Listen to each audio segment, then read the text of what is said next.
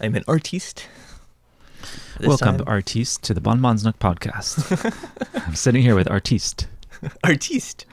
The artiste currently known as Julian Kenneth here on the Bonbons Nook podcast. Welcome. Yes, thank you. It is indeed known that I am currently known as Julian Kenneth. Happy to be here at this beautiful morning. Oh, it's such a beautiful morning. Oh my gosh. The birds are active. The blueberries are in season. Yeah, I had the first blueberries pop into my mouth.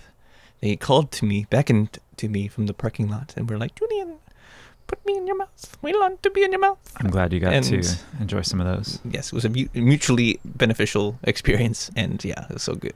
Yeah, they're going to be good this year, I can tell. Oh yeah. They're off to a great start, and you're off to a great start with the release of a long-awaited album. Yeah. How long have you been working on this?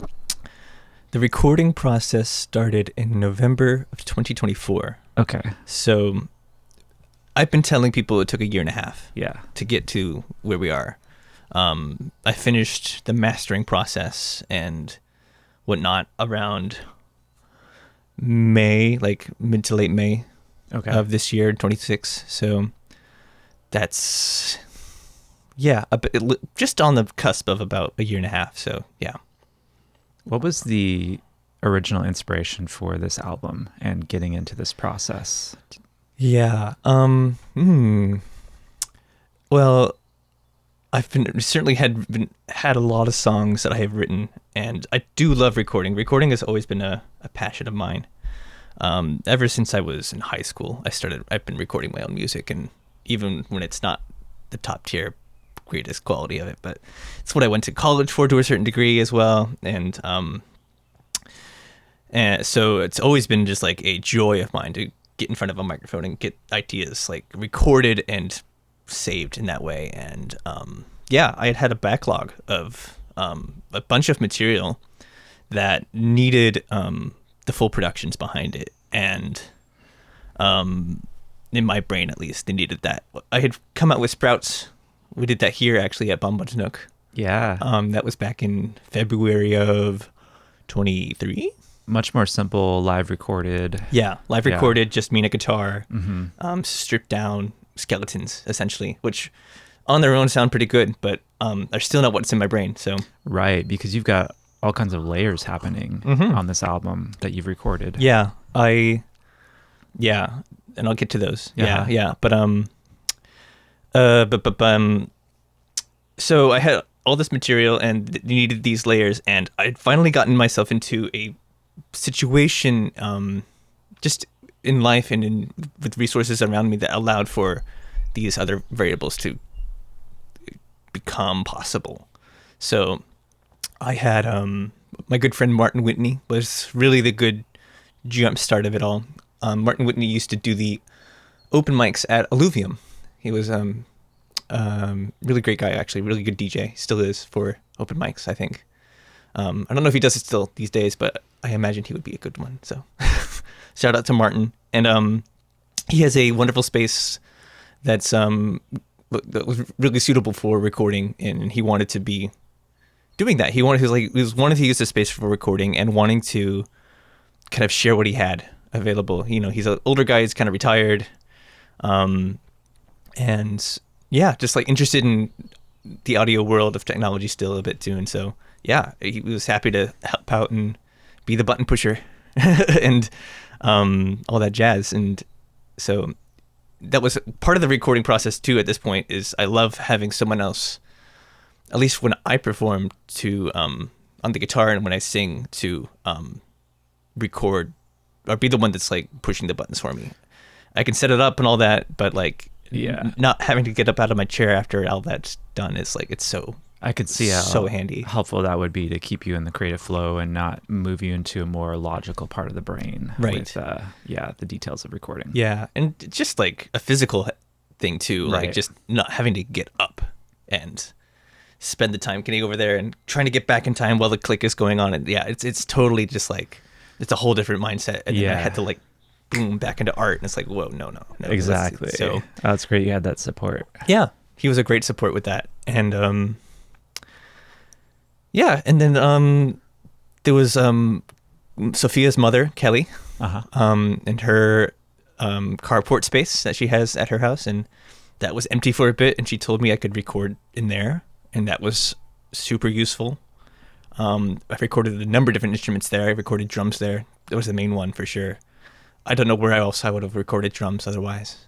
That was so clutch to have that. And I ended up recording like cello, and then which is yeah, and Max Mabry, and on his saxophone and clarinet.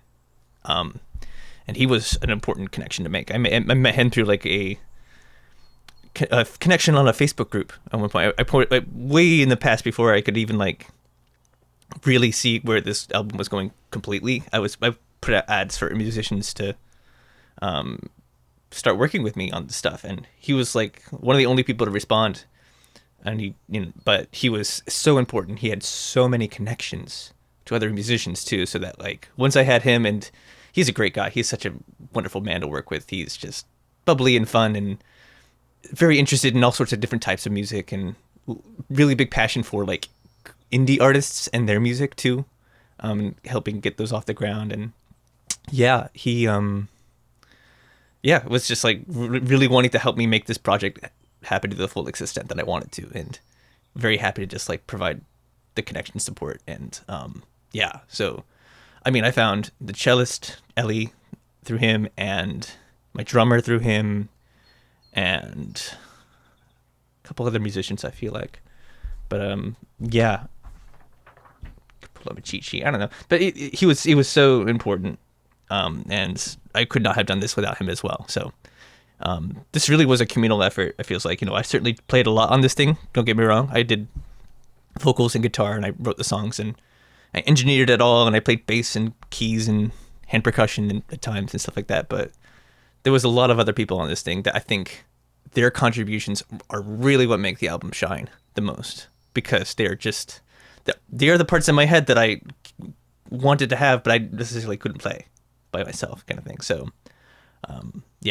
they were really, really wonderful.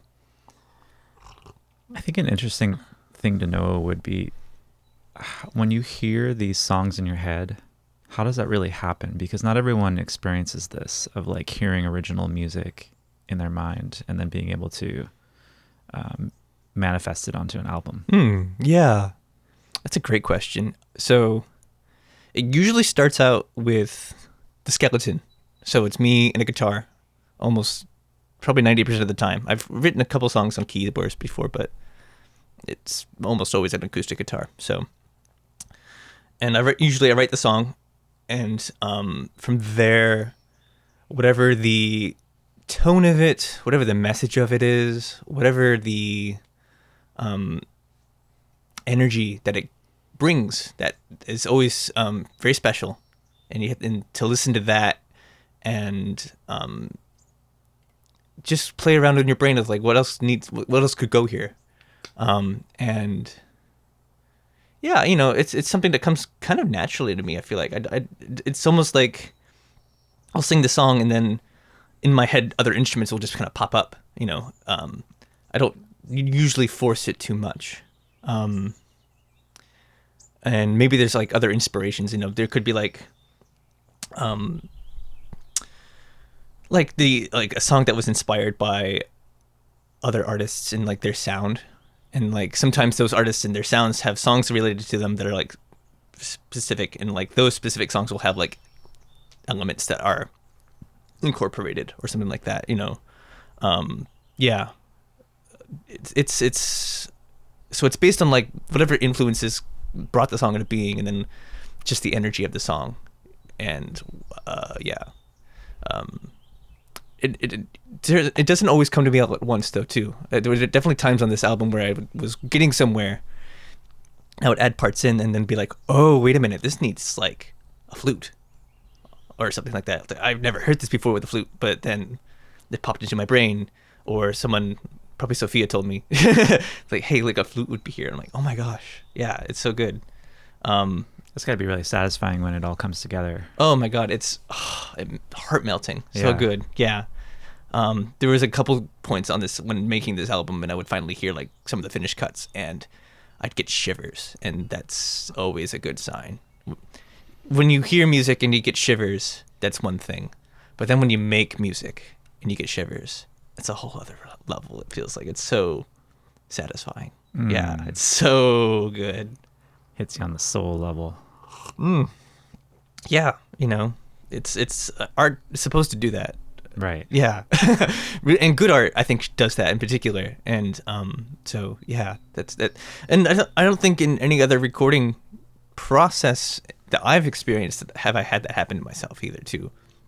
There've been certainly times where I've made music with people and had that like experiences of like, yes, this is so good, and really being happy with the end product. Don't get me wrong, but like never shivers. I feel like it's different. It's something different with that. So yeah, and it's not every song that I got that on, but it was yeah, it was good. It's part of it's the content, part of it's just the manifestation of all that, those layers that are coming into play now. So the full band and the strings and the woodwinds and the brass, and sometimes all at once, and like Daffodils is like a big marching band vibe at this point, and that's like, oh, that's so in my brain, so like bedazzling, wow, and so much it takes it to like like an airplane level. It feels like to me, we're back on the ground with an acoustic guitar, but then we take the full production of it and it just like sends it up to the sky. It's so wonderful. Yeah. Beautiful, beautifully described. How many tracks are on this album? 14 tracks. Are there any in particular that stand out to you as like your absolute favorites, or do you just do you like all of them equally? Absolute favorites. Oh my gosh. It's like trying to say you have favorite children. Yeah. Yeah, I can imagine.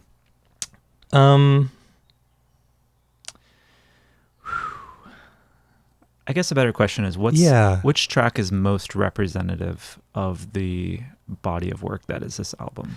Is there one? Okay, yeah. Is there one? It jumps around a bit too. I've always been an artist that kind of doesn't be glued to a one genre or anything like that. But probably like Fading Colors of the Night and In the Company of Stars and The Power to Change and Daffodils. Daffodils is that's probably like a great, yeah.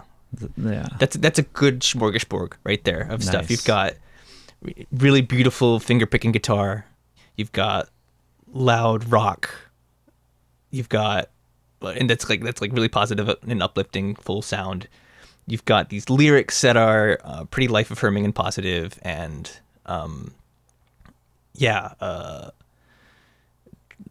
even like what's the word I want? Like they're inspiring, I suppose. Like wanting to get you to do something for yourself and be the better version of yourself that you can be. And yeah. I was gonna ask you, like, what's your hope and dream of the impact this album has on people when they hear it? I hope that people hear this and it just nourishes them, and to whatever degree that looks like. It could be as simple as, maybe they listen to it once and it just makes their day just a little brighter, and that's it. Or it could be someone takes a song and really like changes their life around it. I feel like a lot of these songs would do that in like subtle ways if you needed the impetus for it. Like Grace is one that comes to mind, where if you have such a critical negative self-image or something like that, that could really help push you in the direction of like getting kind of repatterning yourself towards giving yourself a little bit more wiggle room with that, and expanding what it means to be who you are, and liking who you are, and liking what you do. Yeah. And like, I don't know, I hope it just like gives people something to like make sure that like, remember that life is beautiful too. And, yeah, I feel like I get wrapped up a little bit in when I'm talking to people about this a lot of the time, and people are asking, oh, this your music and the album and stuff like that. A lot of the questions are centered around like me and me and me and me and what I think about things and why I did things. But what I really want is like people to just like listen to it and have their own experience with it and get their own fruit out of it for sure. I want, this isn't quite medicine music, but it's at the same time, it feels medicinal, at least to me. It's not like medicine music in the way that you would find in a sauna, or that you would find, I don't know why Ian Love comes to mind, something like, he's such a wonderful healing lyricist, especially with his solo stuff, he's like, but, and I feel like I have a little bit of that in this too, but it's more, there's something to it that's not as drenched in it or something like that. It has a little bit more of maybe a poppiness to it, or like that just makes it a little bit more accessible, or maybe not quite so direct. It has a little bit more subtlety to it at times. Some of them are pretty direct. Like Grace is pretty medicinal. I could totally slow that down and it would be a medicine song, I bet, I'd love to do that here, actually. That'd be super cool. But so we'll bookmark that idea. But, yeah. So, but what else do I want people to get? I don't know. I want people to heal from this, and as a result too, I guess, even though it's not medicine music, like you can totally heal from this. You can heal from any music, I think, too. Honestly, there's tons of non-medicine music that I've absolutely healed from. I'm sure you have too. I guess it depends on what your definition is of medicine music and where that line is, because it all could be considered medicinal on some level, and then it's like, at what point does it become medicine music? Quote unquote. Yeah. Right. Totally. Yeah. That's a great question. I'm not sure I have the ability to answer that question. There's probably, there's all sorts of variables that come to my mind with medicine music. In terms of, a lot of them is like based on like indigenous wisdom, for example, which admittedly I don't use a lot of in my own songwriting. I have respect for that, don't get me wrong, but it doesn't really come up much. It's more modern what I have to offer, it feels like,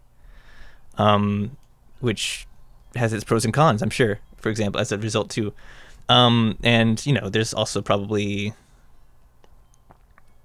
I don't know, there's something always gentle and not gentle. I don't want to use that word. It could be loud and outgoing with your medicine music for sure. But like, it's always something that's so explicitly like it's in your face. Like this is definitely like you're supposed to listen to that and like very much get a direct message of healing. Well, mine's more like it's like poetic to a certain extent and needing to sort of be sussed out a bit more, I suppose. But yeah, I don't know. So I'm sure, I would suggest the audience form your own opinion on that too. That's just what I think. I would love to have conversations in the future with other people about like what's medicine music to you? What does that mean? And what music has been healing to you? What music has been medicinal to you? What music has been what music has changed your life, Like Sean, what music has changed your life? Oh, so much. So many of the songs of the late 60s, actually, because of the feel of the consciousness expansion that happened at that time. And so it's very inspiring to listen back to those songs and then feel the through line to now, and like how far we've come with consciousness on this planet and how much we still have to do. But it was like that created a ripple and a wave, that time period, specifically the late 60s, and the music of the time was incredibly powerful and still is. Yeah. And I feel like it's still influencing us with modern. It's a pretty good era for sure. Yeah. So that's a lot of it would be from then. And then also modern songs that just have, I can't think of specific ones right now, but I really enjoy the ethereal, the uplifting, the expansive nature of certain types of music that just hit in a certain way. Yeah. Beautiful. Yeah. And one of the songs, like I'm looking at the tracks here on your album, and some of them I've heard and some of them I haven't. So it's really exciting to the ones that I haven't heard yet. Yeah. But one that has really moved me that I've heard of yours is In the Company of Stars. Yeah. I just absolutely love that one. I'm curious if you would maybe talk a little bit about the inspiration behind that one. Yeah. That one goes back a bit in a way. Specific. We'll start with the chord progression on that one because I play that one kind of in a unique fashion to my other stuff. It's got some chords in it that are very. You use the word ethereal, and I think that's a great word for some of those chords. They're ethereal sounding. They're a bit more suspended type chords and some odd combinations. And I got, essentially what I do, if I'll give away my secrets here, is, I take an E chord and I slide it down the neck to various stages, and I'll take an A minor shape and I slide it to a certain spot. That's 1.2. And I got that idea originally, like way back in the day. I did, I'm talking like high school level here. Like I remember writing a song in high school that utilized that technique where I just take an E-shaped chord and I slide it down the neck and do something with it. And I, remember doing that. And I remember it sounding really beautiful back then. And have always kind of kept that in my pocket and had played around with using that again in the future with something a bit more mature in the songwriting. And so that was pretty ethereal sounding kind of stuff. And then when I don't know if you remember, but I essentially wrote that song more or less as an improvised thing on your deck here. It was night. And you remember that? You were here for that. And I'm trying to remember what exactly we were doing. It might have just been you and me, I feel like. We were hanging out that evening for some reason. It wasn't quite a tortilla Thursday or anything like that, but you and me were here, and I had the guitar out, and yeah, we just doing the thing that I do sometimes, and I just start singing about stuff, and we might have jammed a little bit before, like me on a harmonica, you on guitar. Yeah, that might have exactly. And so we got Sean's deck is fucking beautiful, beautiful deck, and when it comes night and the stars were out, and it just kind of came through to me that I did that chord pattern more or less, and came up with this sort of imagery of being out on the ocean and having all these stars up above you, and what that means, because I love the imagery of this song. It's such a potent spectral visual in my brain. It's one of the songs where I would love to have a music video attached to it at some point, an animated music video. Any animators out there, please get in touch. Yes. Yeah, I'm very curious at how much that costs. I have no clue.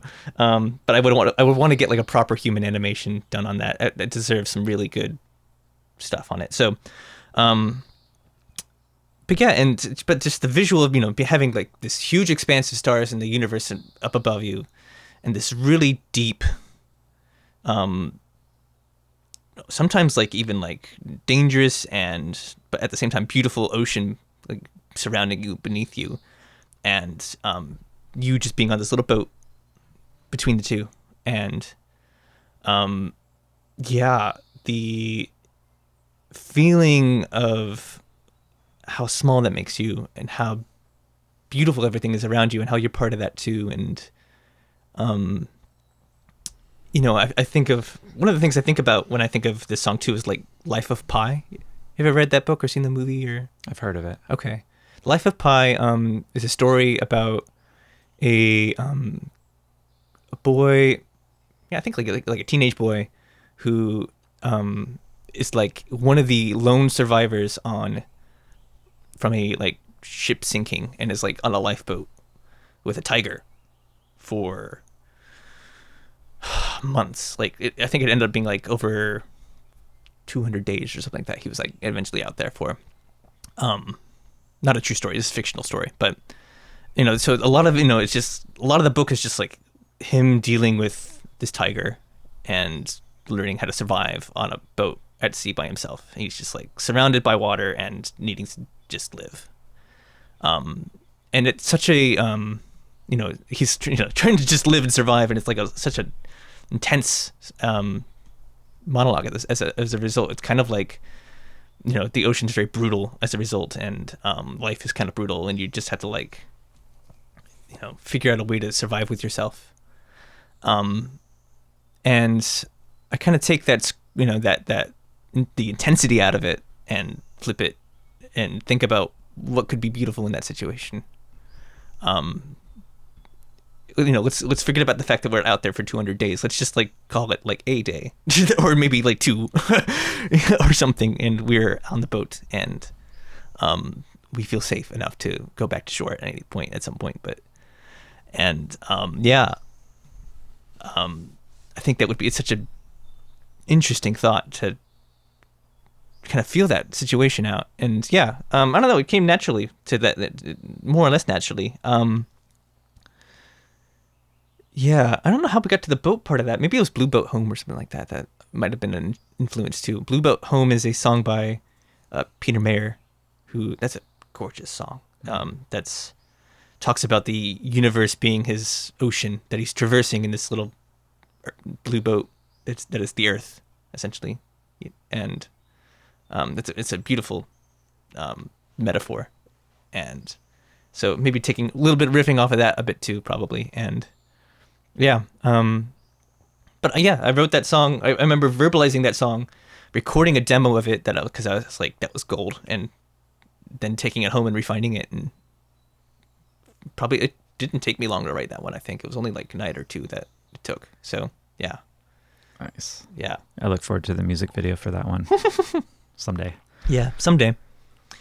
When resources allow and the right animator appears. Yeah. Send your donation for a music video for In the Company of Stars to Julian Kenneth. Yeah. I wanted to ask you, as you look around in present time, here we are in 2026, June 2026. Yeah.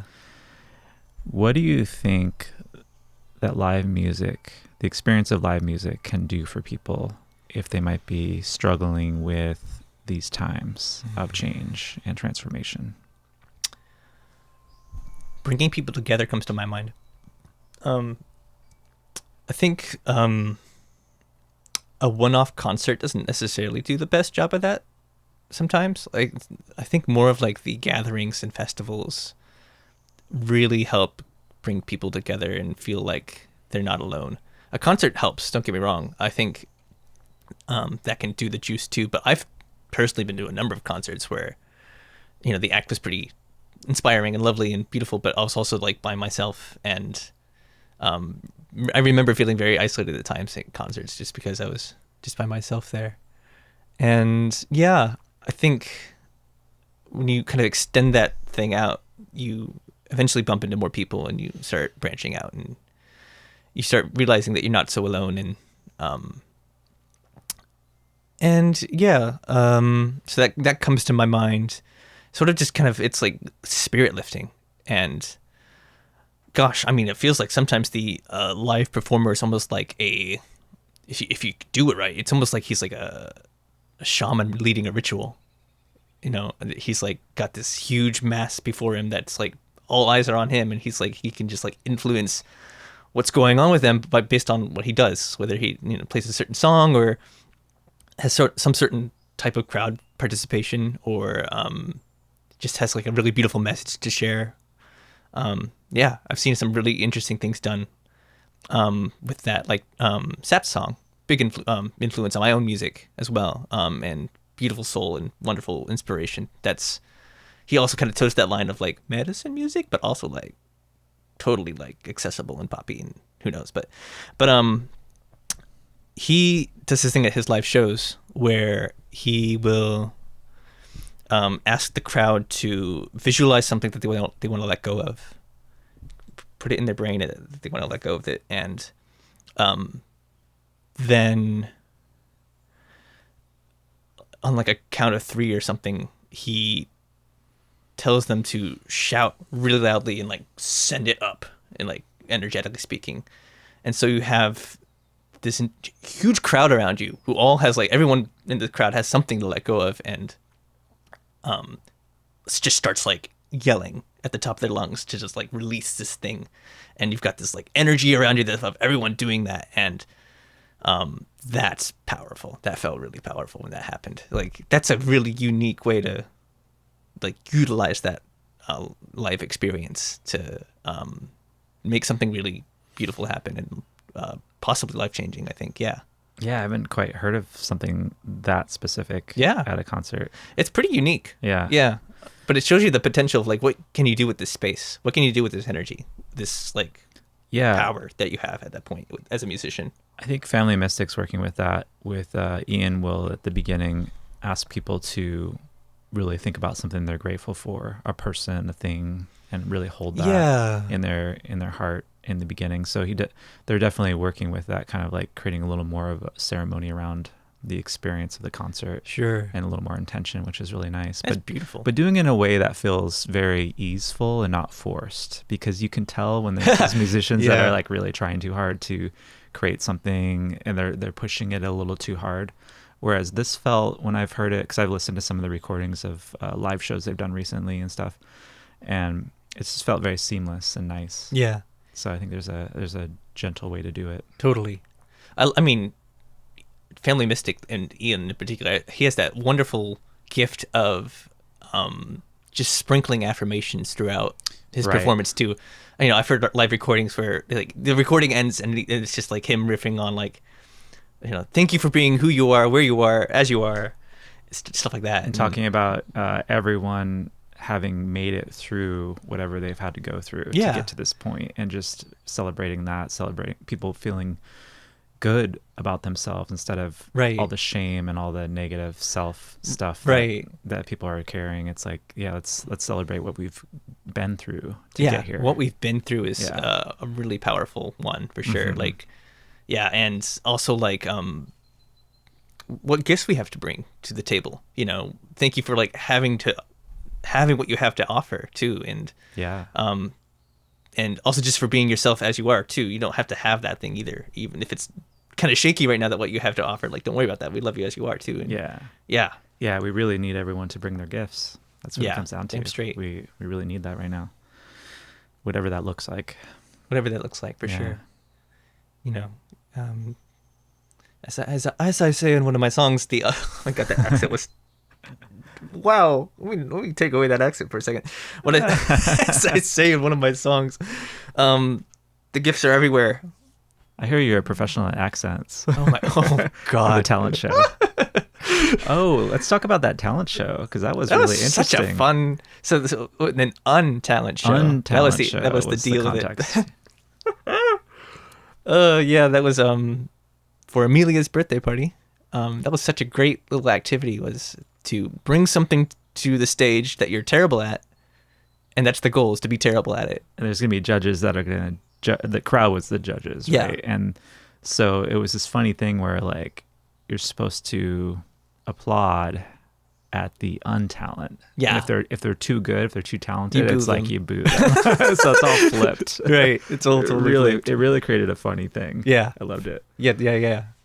It was some good stuff. I liked how people flipped the script about times. Like, I liked Ole's stuff. His script flip where he. Oh, that was great. That was funny. Yeah. It wasn't really a talent, so I have a little bit of a nitpick with that, but it was still funny. Where he's like really bad at having no swag. And then Silver's magic show, which he was up there for, and it was about like the wrong card being guessed, or Totally not my card. Boo, yes, we like it. Yeah. And that was just a magical party. So much it was influenced by that tree. Oh my God, that canopy of a tree was giant, gorgeous. Canopy of a tree, and it felt like such a beautiful summer gathering spot under that tree. Yeah. Oh my God, it was perfect summer evening vibes. Yeah. It's what that breeze. Summer evenings are some of the times a year that I live for the most. I feel like it's like past 6 o'clock when it's summertime. Like, I'm happy. It's great. Yeah, it's good to be outside and with people and eating good food. And, everything felt right with the world at that moment. Right. Everyone was relaxed and happy and enjoying, and I live for those moments as well. Yeah, totally. Yeah, I'm curious. What are you most excited about this summer, other than the album? Yeah. So far, it's going to be a pretty chill summer, I have to admit. There's not, like, too many big plans on the agenda. There's country fare that comes to my brain. There is, yeah, it might be a camping trip at some point. It really is like pretty. Oh, and I'm going to LA for a bit as well to visit my cousin. He's turning 40. And I am actually looking forward to that. I sometimes have, well, not sometimes, I have reservations about the energy of LA. Yeah, what are your thoughts? Oh, man. What's going on in LA? I haven't spent any time there. What's going on in I don't LA? really know. Well, you know, and I haven't spent time anywhere near there too. So, like, you know, as someone who's not been there before, please take my opinion to be mostly just my own opinion. As a result, don't take me to be fact. Julian Kenneth's opinion is not associated anyone with else's opinion. Snook. Right. It's not associated with Bonds quite. Yeah, but yeah, I don't really have the highest opinion of LA. It is, in my brain, very superficial of a place. It's people only like you when you're like top shelf, I feel like, or really want to interact with you if you are top shelf. It's about this like competition of like who you know and who you've associated with and who you've worked with, and it's a town where everyone's trying to do something crazy big, and it's like this huge pond that is really hard, I feel like, to have the more simple community things kind of blossom out of, because everyone is just, it feels like a very competitive place to be, and it's super hot there all the time, and it's like a concrete jungle that doesn't have, I know I've heard that there's wonderful botanical gardens there and stuff like that, but I feel like, you know, the majority of the city itself is like, it's just like, you know, tons of traffic and smog and, you know, and yeah, plastic beaches, and I don't know. What do you think the silver lining of LA is? Like, what's the gift there? There have been some amazing fucking things that have come out of LA. I will not deny that. There has been some brilliant art and that has come out. I mean, gosh, any film you can think of, right? It's probably had had some work done in LA, you know, from people in LA. There's been some crazy good music. I mean, what is it? The Laurel Valley. If you want to go back in the Laurel Canyon. Laurel Canyon. I mean, sorry, yes. Yeah. That's a little bit historical LA at this point, but nonetheless, you know, there was a lot of good music came out of that era and that time in that place. Crosby, Stills, Nash, Young, Joni Mitchell, the Byrds. Yeah. Yeah. I think Dylan was there for a bit even. Dylan was there, yeah. Yeah. And yeah, it is for the people who really are like just like top notch and amazing, and you know, are able to get their voices heard. You know, LA is like a really welcoming place for all that. You know, it's a town of the cream of the crop, and as a result, it's like it has these really wonderful things. It has fucking amazing food, I've heard too. Like I'm really excited to eat tacos in LA, because again, everything's so competitive. So like anything you encounter there is like also like super top notch. As a result, it has it has to be the best, or else it won't survive, kind of thing. Interesting. And so there's that as well. But yeah, but it creates these other circumstances around it where it feels like anything else gets shut out, and I'm like, wait, no, there's like worth in like everything, and you know, you neglect some of the more finer, simple things in life as a result too, I think. So yeah. But that's just me. I'm also like not like the hugest city person these days, I think. I really like the size of Eugene, for example. I don't really feel like I'd be comfortable in even like Portland.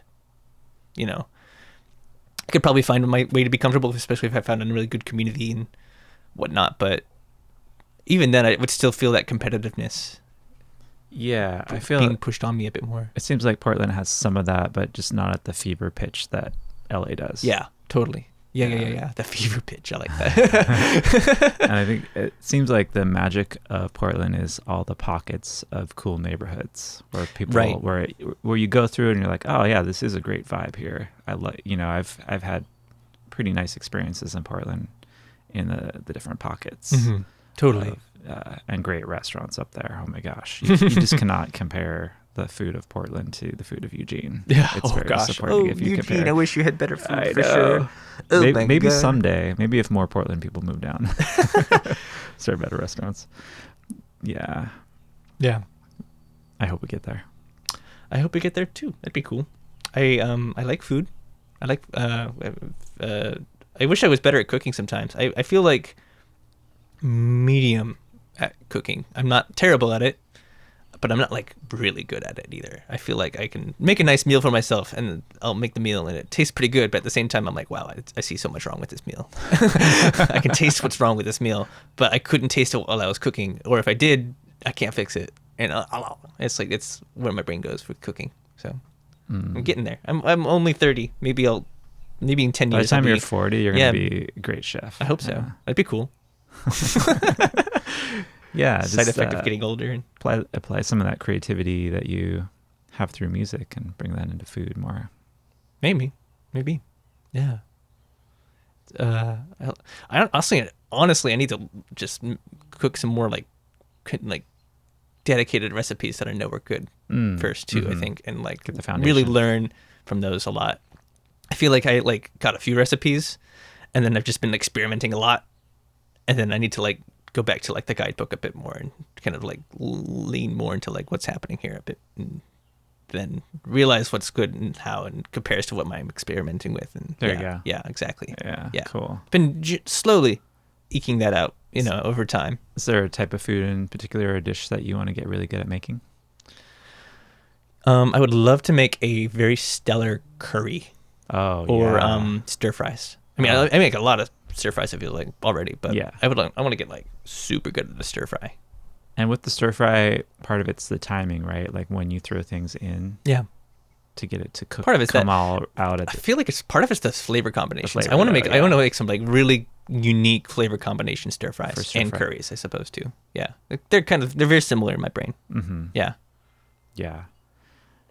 Yeah, I feel like I could have curry every other day and be happy. Yeah, that sounds about right. Yeah. On Every other day, Yeah. for sure. Where I think that every day would be a lot for my Yeah. body. Yeah. I'm looking outside and it looks really lovely out there. It's gorgeous out there. The grapes are coming in. Grape leaves. Man, I have had such a time with keeping these grapes in check. They just go wild. It's sprawling. Yeah, I see it. If I had some trimmers, I see what I would do, kind of thing. Yeah. Yeah. It's just constant maintenance with them. I'll get them trimmed and then they'll just be like, yeah. What'd you do that for? And I feel bad. It's like I don't want to hack at them all the time. I want to be respectful to the grapes. Yeah. they're flourishing. Yeah. You I think they're happy. You just gotta they're happy. Keep them watered, they'll be fine. Yeah. Yeah. Beautiful gift from the earth, grapes. Yeah, juicy grapes. Especially grapes in stereo. In stereo, I was thinking about that too. Yeah. Back in, gosh, that's probably about 4 years ago now or something like that. I had dreads in that video. different hair. Yeah. So 4 years younger, and we made a little couple of music videos out on the deck there. yeah, One of them was you did a Pink Floyd cover. time Yeah, that was great. And that video still exists somewhere, I think. somewhere. Yeah, Yeah. probably in the YouTube channel or Yeah, I think it got posted maybe. But yeah, we'll have to do a new updated version. Of some of grapes in stereo. and kind of like at sunset. Oh, out there. totally. It would be Yeah, great. yeah. With good mics, and yeah, we can make We had good mics last time. good mics again. Good mics again. Yeah. Always good mics. Always good mics. Yeah. Gotta have good mics for sure. Yeah. Yeah. Yeah. Yeah. I was curious when you said earlier that you hadn't heard some of the songs on this album. I was curious, what haven't you heard? I feel like I've shared a lot of this stuff with you. I've quality checked these songs with other people before. Burst of Goodwill I haven't heard. Not sure if I've heard Pleasure. You've heard Pleasure, surely. Okay. That's the horny one. Oh, that's that one. You changed the name. Okay. Fading Colors of the Night. Not sure if I've heard that one. Oh, okay. I actually showed you that one. That was one we I were guess working I on just our don't website. recognize the titles. Yeah. Sean did my website for juliankenneth.com. Yep. And while we were working on that, at one point, I played you the mix that I had at one point of that song. One of the songs. So Yeah. you will hear it and you'll be like, oh, yeah, I've heard this. But if you can't remember it, that's okay too.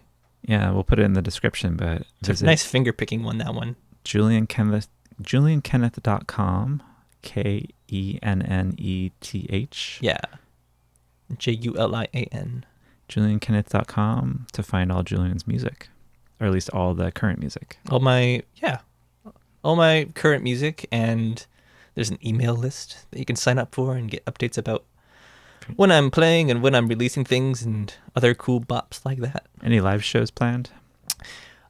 I am performing at Art City this upcoming Friday. It is now Wednesday. So as a featured artist? As a featured artist, yes. Very cool. So so that is, it's an open mic, and I love that open mic. Sage Liskey does a great open mic. Absolutely. At Art City, and it's a great one. I always love the crowd on that one. Just very supportive. Yeah. Very good vibe. Yeah. And he always has a featured artist that plays first and for like a half hour, as opposed to just like a 10-minute slot, I think. So. And then a featured poet too, I think. He does those occasionally. I think he's been taking turns on that. I don't think he does both though. Okay. One night. That's a lot for one night, I think. Yeah. But yeah. So I'm the featured artist this month. Yeah, and I'm pretty excited for that. I need to warm up. Something about the making of this album was that I put the guitar down for a lot of it because I was doing a lot of the editing and the mixing and the mastering of it all, and needed to be in that zone. And as a result, I feel like my musicianship kind of dropped off a little bit, and I've been picking it back up and reminding my fingers and hands how to play a bit, and they're getting there. They're relearning quickly, but there's certainly a curve to it. I can tell there's like, ooh, I'm slightly rusty. So need to practice today. And what's the album release date? June 26th of this wonderful year of 26. It is 62626 is the release. So this podcast will be coming out in a few days from recording, and so it'll be, when you hear this, the album will be coming out either in a few days or maybe it will already be out by the time you hear this. Oh my. Depending on when you tune in. Yeah. And so check out Blossoms by Julian Kenneth. Yeah. The new album. Yeah, really excited for it.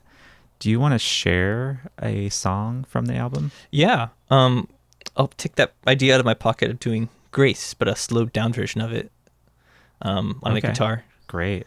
And yeah, is there any other ones you wanted? I know you said that one of your favorites was In the Company of Stars. I could try and do that as well. And I think Ocean Blue Eyes sounds like a really cool one. Yeah, that's the one about Sophia. Yeah, I don't know if I've heard that one. Yeah, that's about my partner, that one. So yeah, that'd be sweet to hear. That's a nice one.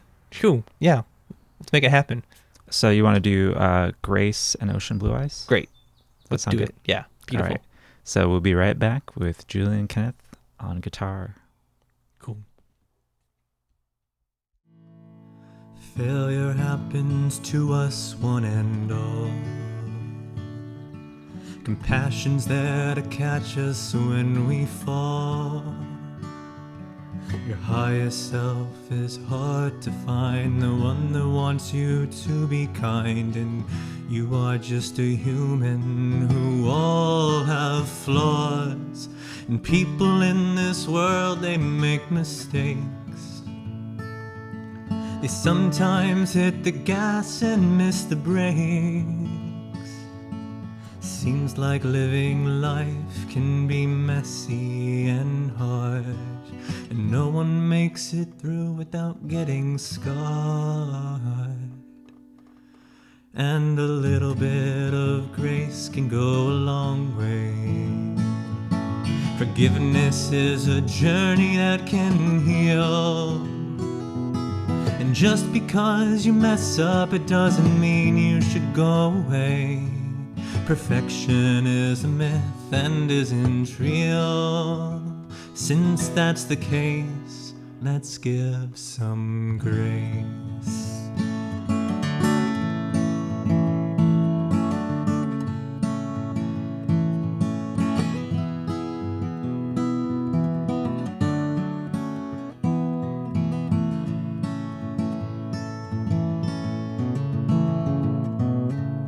We all have imperfections we display. You may look at your reflection asking why you are this way. We all have limitations and we all have aspirations, and in the end you're trying your best. So give yourself a chance and have some rest. Give yourself some space to feel depressed. I find sometimes it takes some time to find what it is you need, and that time you take is like planting a seed. And a little bit of grace can go a long way. Forgiveness is a journey that can heal. Just because you mess up, it doesn't mean you should go away. Perfection is a myth and isn't real. Since that's the case, let's give some grace.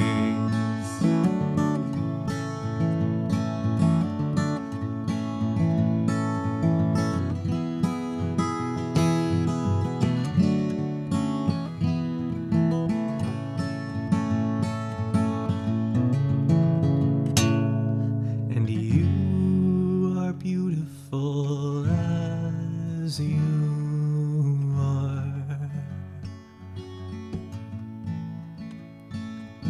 You couldn't be more beautiful as you are. You may stumble and then fall, shed a tear and start to bawl. It happens to the best of us all.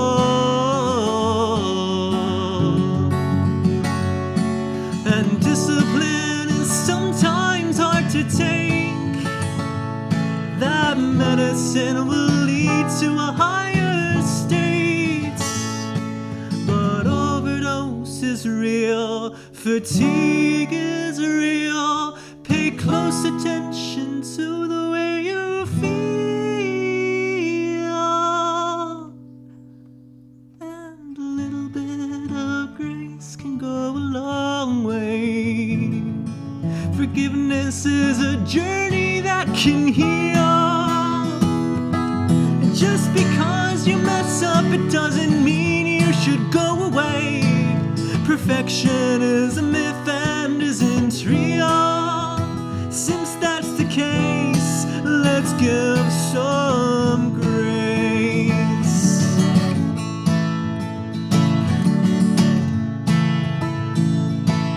Perfection is a myth and isn't real. Since that's the case, let's give some grace. Let's give some grace.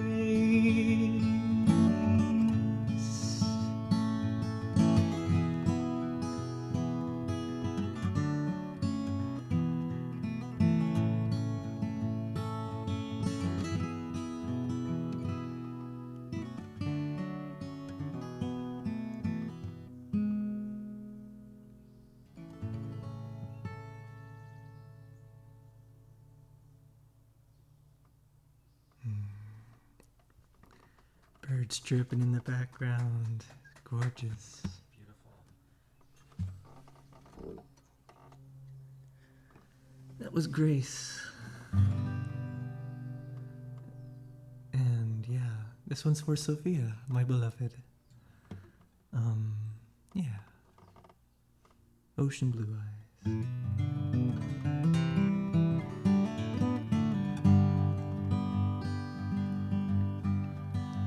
One more year goes flying by,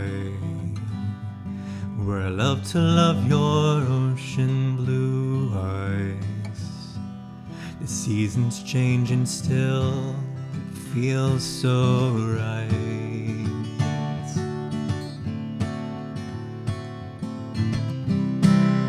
Hands upon your swaying hips, chocolate kisses on our lips. We tumble down and scream with pure delight.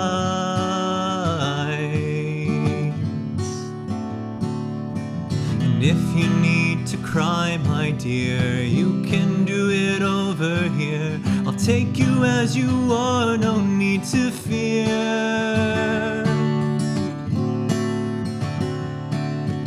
I'm not going anywhere, babe. I'm choosing to stay in your arms tonight. And when it breaks, daylight will start again. Fresh and new, for my life is rich and full when I'm with you.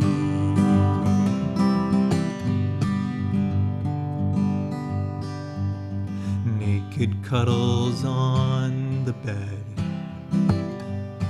My chest you rest your sleepy head. We feel each other's breath in the early dawn.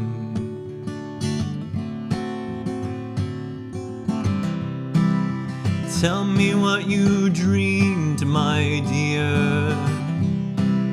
I'll lean in close so I can hear.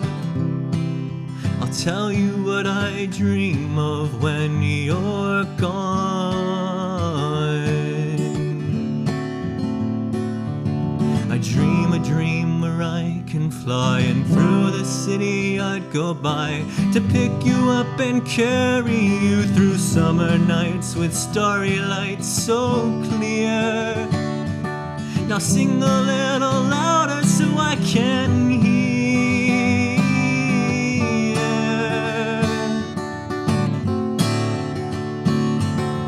I'm not going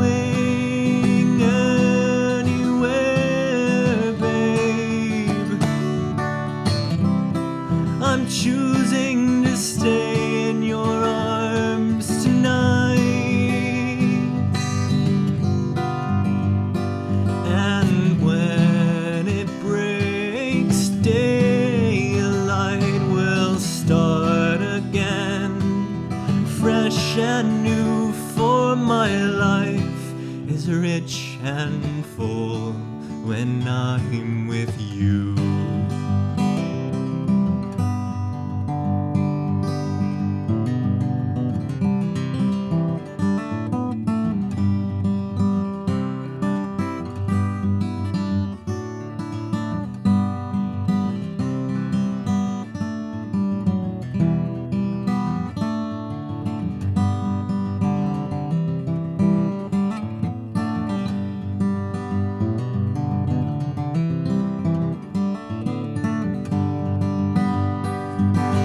I'm not going anywhere, babe. I'm choosing to stay in your arms tonight.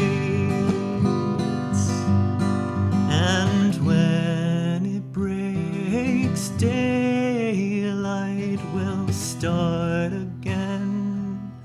Fresh and new, for my life is rich and full when I'm with you. And we share the wealth as days fly by, and so another year flies by where I love to love your ocean blue eyes.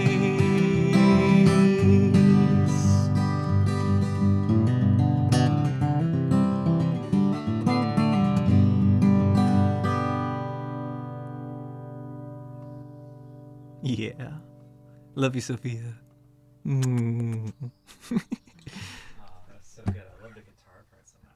Yeah, you picked good one for finger picking. I guess Grace on the album. I don't. Do I finger? I think I forget if I finger picked that one or not. I think I strummed that one. Yeah. But so this slowed down version, I was so happy to finger pick that. It's so fun. It's so nice. Glad we got a nice version of that. So. Let's get a little. Oh, it's Little Ball. Hold on, we gotta do that thing. We gotta. Yeah. Get ready for ASMR. Oh. If you could see Julian's face. Oh. Sean, what's Little Ball? Who is Little Ball? Well, Little Ball is a cat toy living inside a salsa container that channels cosmic wisdom for you in this now moment. Little Ball has a message for you. Oh. Yeah, that's nice. Oh, that's such a nice one. To understand is to heal. Oh, thank you, Little Ball. Oh, thank you, Little Ball. And you can keep it. There's always new ones going in, so. Yeah. You got new ones coming in. I saw that. Yeah. You got fresh. Got a whole bunch of them about to. So there's also a slightly bigger ball. Don't know if you've heard of that. Ooh, yes, I've heard controversy around slightly bigger ball. Yeah, so we were at a Tortilla Thursday with Little Ball, and all of a sudden, another ball appears in the salsa container alongside Little Ball, and it looks exactly like Little Ball, but it's slightly bigger. It's slightly bigger, and we had just gotten Little Ball out that night, and we're doing Little Ball things, and then the next moment, slightly bigger ball shows up, like, completely out of the blue. And also with the blue light. Also, that's right. Yes, if you ever get the blue light on the tortillas, watch out. It's like drinking the grok or something like that. You know, it's something crazy will happen. Wormhole, yeah, a really. Wormhole, and then a parallel dimension Little Ball, slightly bigger version appears. We still don't know where it came from. We put it there. Do not know the source. No one has fessed up. Yeah. No one, not a soul. It was bewildering for a lot of people. It was a phenomenon. Yeah. It was like, guys, we have an emergency. We need to like focus on this issue right here and slightly bigger ball. And what do we do? But we have made slightly bigger ball a slightly bigger home. Yeah, slightly bigger ball has a slightly bigger container. It's not a salsa container. It's a Nancy's sour cream container. And sorry, vegans. And apologies to the vegans. It's going to hold slightly bigger ball in a better way, so it's a little bit bigger, and then it's going to be filled with messages as well. So you can choose whether you want to get your message from Little Ball or slightly bigger ball or both. They might have different perspectives. They might being different sizes. Yeah. Seeing the world. Do you want the little ball or do you want the big ball? Yeah. A little slightly bigger ball. Slightly bigger ball. I would say slightly bigger ball is like 20% larger, 25% larger. 30% larger. I think quite a bit actually.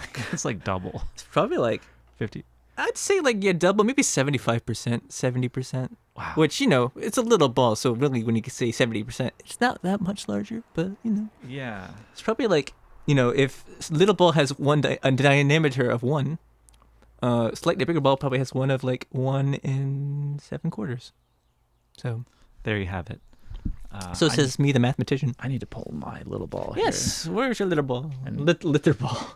So I'm going to pull mine, and then we'll pull one for the collective for the podcast.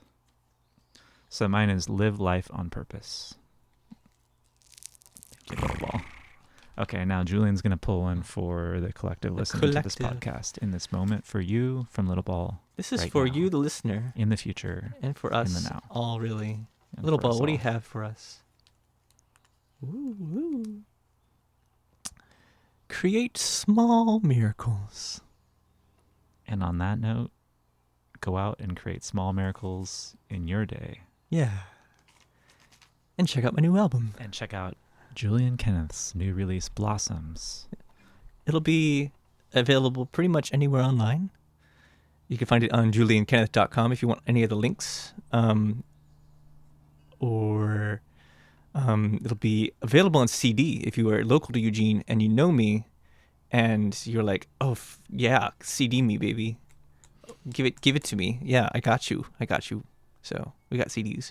And yeah.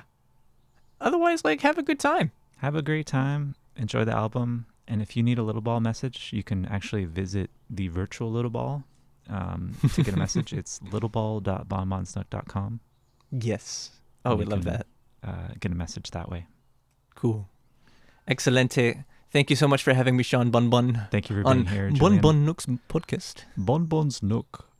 Podcast. For all your Bonbon's Nook needs. My Bonbon has a nook need that needs nooking at. For all your tortilla needs and music needs. And chocolate. bonbonsnook.com. And waffles. Yeah. All those things and more. Chocolate, tortilla, waffles. Music, playlists. All of it. Maybe a bonbonsnook.com. flower. A flower too. Make sure you talk to it and tell it that you love it. Yeah, make sure to talk to the flowers. Talk to the flowers. They love it when you do that. Oh, yeah. Like the daffodils. Especially the daffodils. They just want to like, it's spring. The trumpeters of spring, yeah. I love the daffodils. Okay. Okay. Okay. Goodbye. Thank you so much. I love you. Thanks for listening. We love you. Until next time.